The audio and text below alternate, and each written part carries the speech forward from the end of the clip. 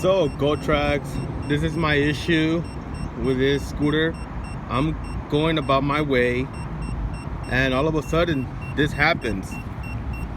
You see the beeping sound? You hear that? I'm going about my way, battery is good. Sometimes it's fully charged. When it does this, it starts beeping like crazy and does not let me move forward anymore.